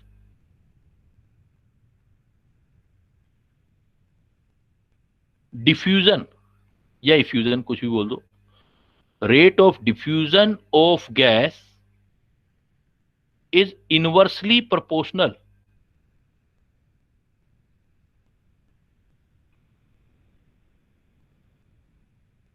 to the, practical करके निकाला गया है, square root of its molar mass at constant temperature and pressure. अगर टेम्परेचर और प्रेशर कांस्टेंट है, then we can say that rate of diffusion of gas is inversely proportional to the square root of molar mass। जैसे rate को R से लिख देते हैं और मोलर मास को M से लिख देते हैं, तो किसी गैस के लिए R inversely proportional under root M लिखेंगे। M बदल दो, गैस का M डैश बदल दो तो R भी बदल जाएगा। तो फार्मूला क्या आ जाएगा हमारे पास, अगर हमारे पास दो गैसेज हैं, कंपैरिजन करना चाहते हो आप,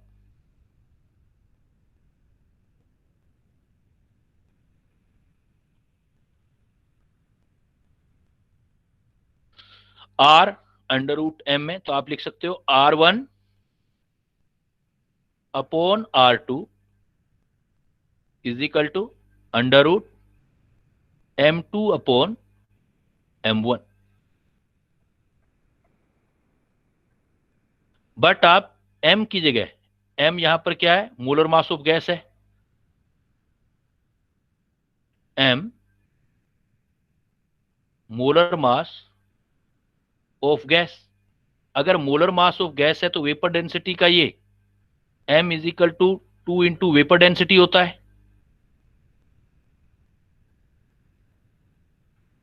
तो वेपर डेंसिटी को सपोज D से लिखो या VD कुछ भी लिख दो, तो 2 इंटू डी भी लिख सकते हो आप। यहां पर D वेपर डेंसिटी है, तो यही फार्मूला आप U भी यूज कर सकते हो, और R1 upon R2 is equal to D2 upon D1। चाहे मोलर मास लिख दो चाहे डेंसिटी लिख दो। तो R2 upon R1 M2 upon M1। जैसे example, suppose rate of diffusion of helium is है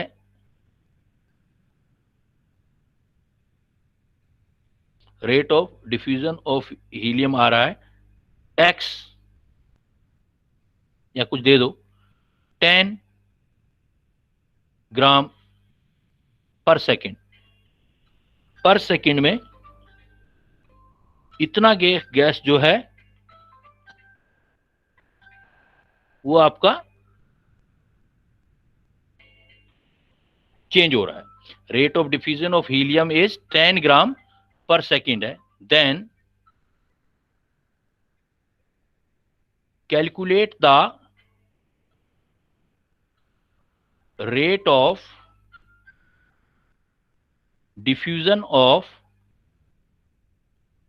oxygen gas in identical condition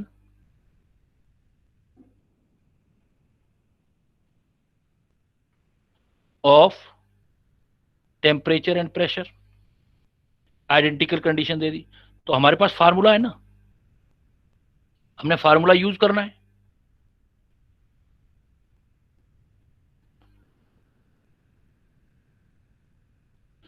क्या फार्मूला है हमारे पास? R1 अपॉन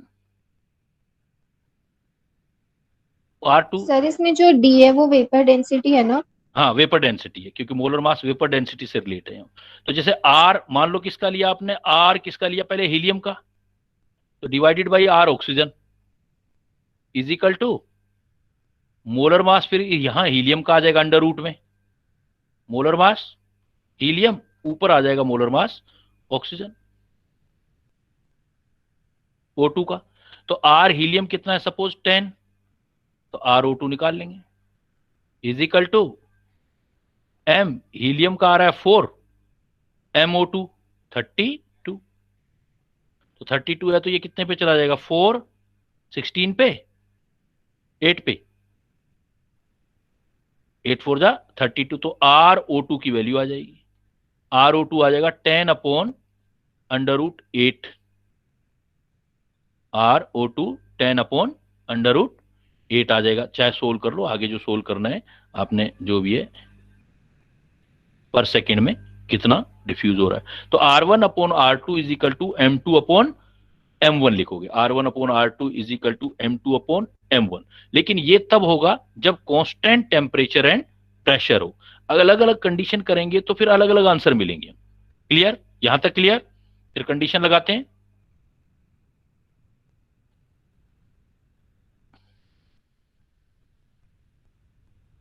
चले आगे। Yes sir. देखो, अगर मान लो मैं सिर्फ टेम्परेचर कांस्टेंट करता हूं, प्रेशर कांस्टेंट नहीं करता हूं, तो क्या फार्मूला यूज करेंगे हम? सपोज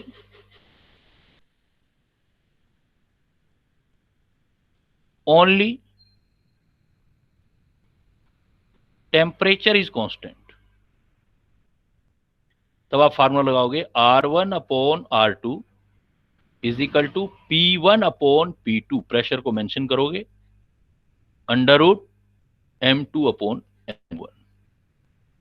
प्रेशर हमें नहीं गिवन, प्रेशर हमें नहीं दिया हुआ है तो कोई इश्यू नहीं है। प्रेशर की जगह आप नंबर ऑफ मोल यूज कर सकते हो, तो ये फार्मूला लग जाएगा, एक तो R1 upon R2 is equal to P1 upon P2 under root M2 upon M1, M2 upon M1 आ जाएगा। दूसरा यहां पर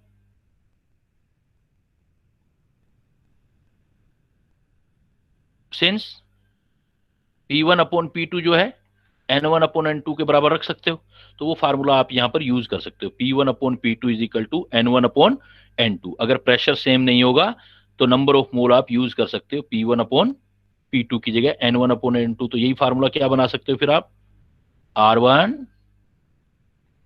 upon R2 is equal to N1 upon N2 m2 upon m1। Pressure की जगह ये भी यूज कर सकते हो। तो प्रेशर अगर आपको, अभी प्रॉब्लम भी देखेंगे अपने, प्रेशर अगर आपके पास कांस्टेंट नहीं है, अलग अलग प्रेशर लगा रहा है, तो P1 upon P2 under root M2 upon M1 करेंगे। दूसरी बात, यहां रेट का क्या मतलब है? जो R लिखते हो, रेट, रेट ऑफ डिफ्यूजन, मतलब R क्या ले सकते हो यहां पर? रेट ऑफ डिफ्यूजन का मतलब है कितने नंबर ऑफ मोल या वॉल्यूम, नंबर ऑफ मोल और volume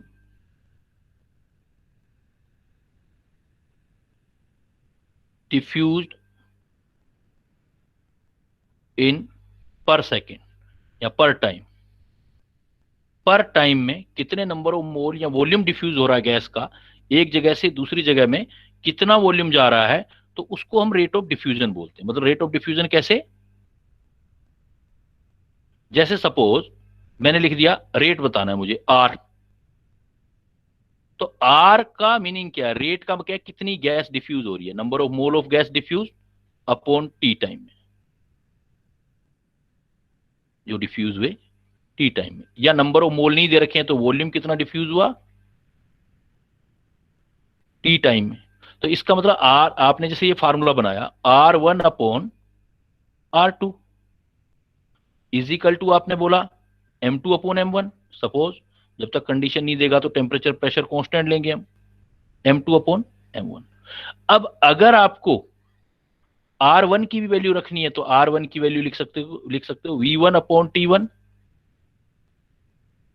upon V2 upon T2 is equal to under root M2 upon M1। ये भी कर सकते हो आप, ये भी बना सकते हो V1 upon T1 V2 upon T2। जैसे example, if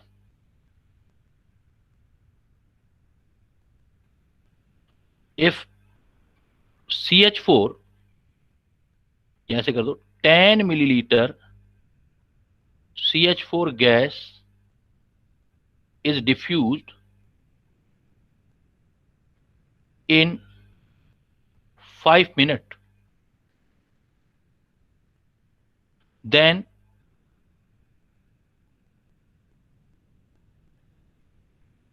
how much time taken by oxygen during diffusion of same volume, diffusion of same volume under same condition, condition आपकी सेम है। अगर आपके पास 10 मिलीलीटर मीथेन गैस है और diffuse हो रही है 5 मिनट में, then how much time taken by oxygen during diffusion of same volume. तो अब देखो इस फार्मूले का यूज करना पड़ेगा मुझे V1 T1 वाले का।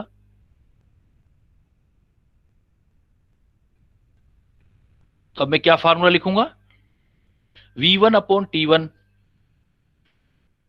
ऐसे लिखूंगा फार्मूला। तो पहले मान लो मैं मीथेन मान लेता हूं, V CH4 upon T CH4 into, फिर V O2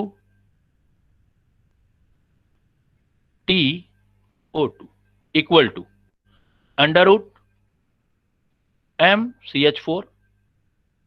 ध्यान से करना बेटा, लगता इजी है लेकिन गलतियां हो जाती हैं।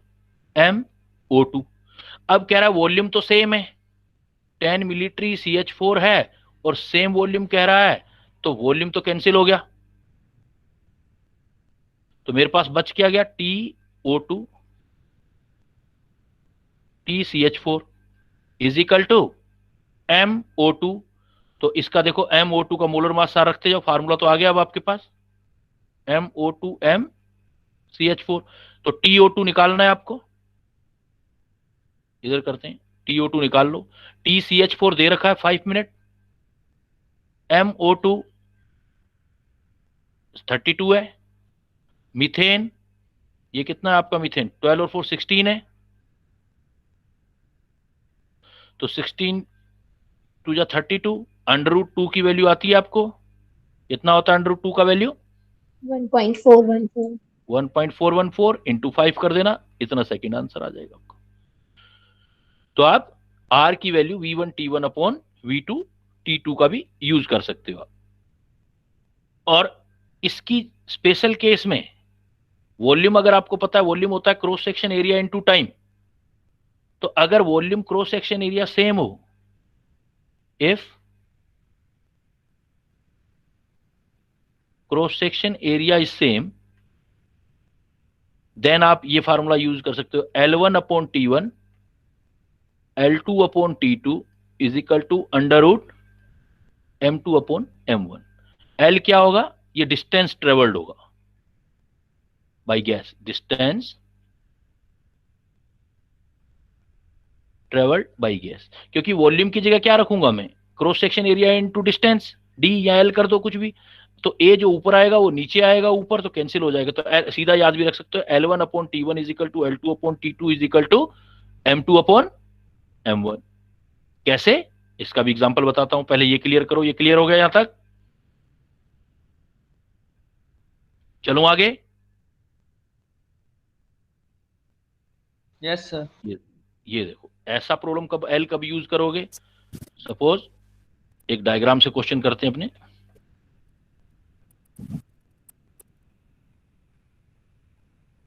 सपोज मैंने आपको ये प्रॉब्लम दिया एक,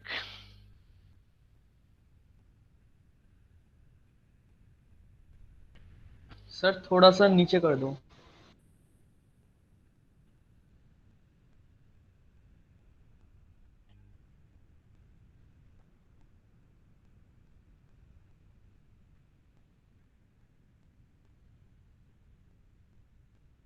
ओके सर, हो गया। अब देखो बेटा, सपोज मैंने एक ये डायग्राम दिया आपको कि ये एक ग्लास का ट्यूब है, इसमें दो ओपन माउथ हैं, यहां से मैं एक गैस पास कर रहा हूं, एक गैस यहां से पास कर रहा हूं। सपोज यहां से मैं NH3 गैस दे रहा हूं, अमोनिया,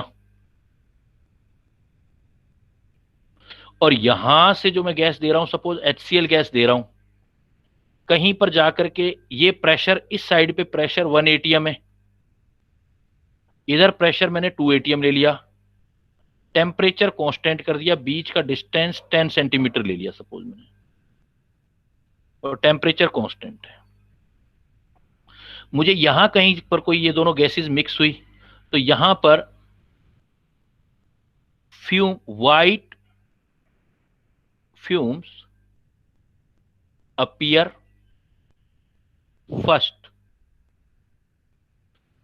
तो मुझे कैलकुलेट करना है, calculate the distance from ammonia and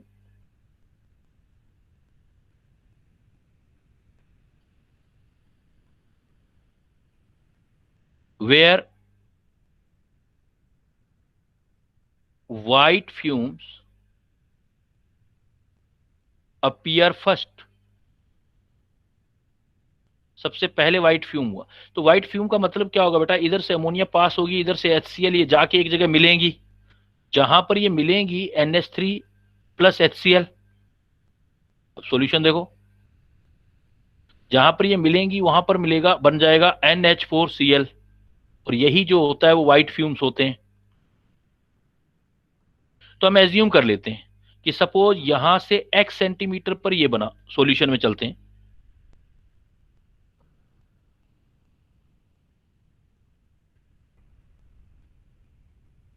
ये एज्यूम कर लेते हैं कि जो हमारे पास ये ट्यूब थी, इसमें यहां से अमोनिया एंड और यहां पर HCl एंड, तो यहां से x सेंटीमीटर पर वो फ्यूम बन गया, x सेंटीमीटर। तो ये कितना डिस्टेंस हो जाएगा बेटा? टोटल डिस्टेंस कितना था? 10 - x। तो ये हो जाएगा 10 - x सेंटीमीटर। इसको L1 ले लेते हैं, सपोज इसको L2 ले लेते हैं। प्रेशर इधर वाला P1 1 ATM प्रेशर, दोनों साइड देखो अलग अलग दे रखे हैं, इधर वाला प्रेशर 2 ATM। तो अब डिस्टेंस वाला फार्मूला लगा सकता हूं ना मैं, L1 upon T1 L2 upon T2 is equal to, pressure भी अलग अलग है तो P1 upon P2 under root M2 upon M1। Pressure अगर सेम होते तो दोनों कैंसिल हो जाते, प्रेशर हटा देता मैं। अब जिस टाइम पे दोनों मिलेंगे वो टाइम तो सेम होगा, सेम टाइम पर दोनों मिलेंगे तो T हट गया, T1 T2, तो क्या फार्मूला रह गया मेरे पास, L1 upon L2 P1 upon P2 under root M2 upon M1। अब वैल्यू पुट कर दो, सारा क्वेश्चन शॉर्ट आउट हो जाएगा आपका।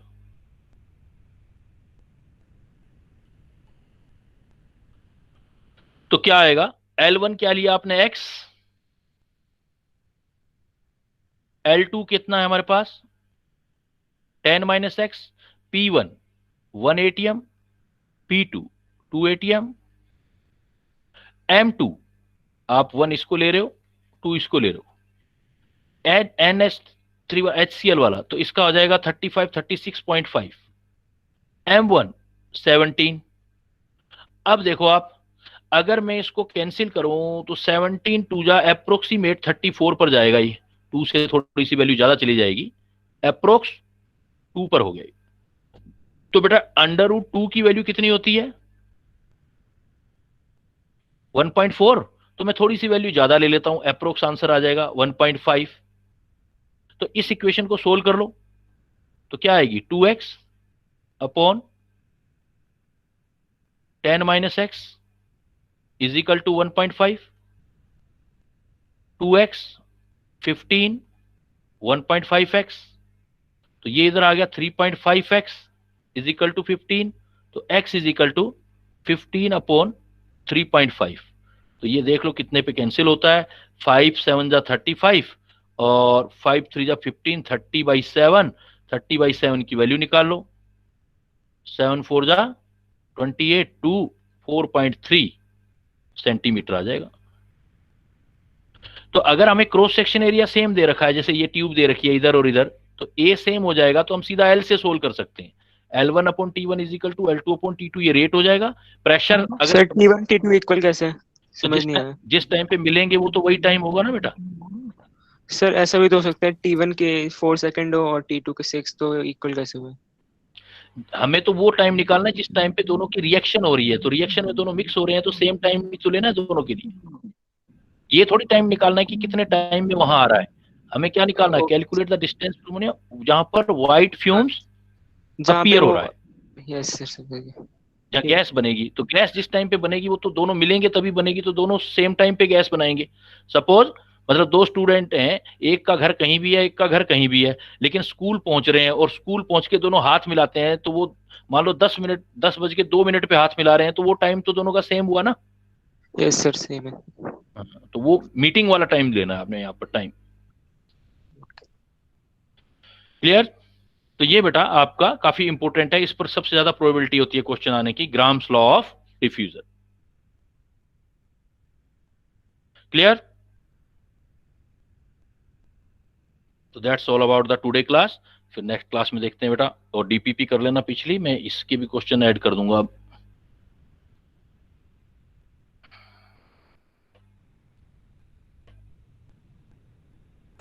सर एक डाउट था। बोलो बेटा।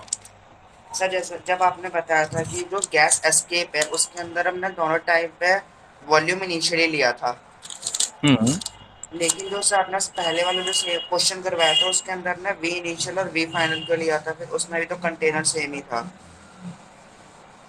ये मैं समझा नहीं, कौन सा क्वेश्चन कह रहे हो आप? आज के ही दोनों क्वेश्चन के? यस सर, आज जो आपने फर्स्ट क्वेश्चन जो करवाया था। हाँ, तो उसमें क्या करना है उसमें? सर जैसे हमने उसमें चार्ल्स लॉ का यूज किया था, वी इनिशियल और अच्छा आप ये कह रहे हो एक में आपने V initial minus V final लिखा और पहले वाला जो करवाया उसमें V final minus V initial, ये कह रहे हो ना? नो सर, जैसे आपने जो वो करवाया था वो एस्केप्ड वाले में, उसमें हमने दोनों को वी इनिशियल लिया था क्योंकि जो कंटेनर था वो सेम था। हाँ ठीक है। और सर लेकिन जो उससे पहले वाला था, हाँ, उसके अंदर सर हमने जो चार्ल्स लॉ से कहा था कि V initial upon T initial equal to V final upon T final, इसके अंदर भी तो सर कंटेनर सेम ही था। V final V initial question कौन से वाला, वो तो नहीं कह रहे हो कहीं जो जिसमें 5% वॉल्यूम इंक्रीज किया था या डिक्रीज किया था? यस सर, ये यस सर। तो वो कहाँ था सेम कंटेनर? उसमें तो वॉल्यूम इंक्रीज और डिक्रीज कर रहा था, उसमें तो आपका जो था पी और वी चेंज हो रहे थे, प्रेशर और वॉल्यूम, तो उसमें तो कंटेनर सेम थोड़ी ना है, उसमें अमाउंट फिक्स था। फिर वॉल्यूम कंटेनर कैसे होगा? जैसे मान लो बैलून है, बैलून को आप प्रेशराइज करोगे तो वॉल्यूम कम नहीं हो जाएगा उसका? ओके सर, ठीक है।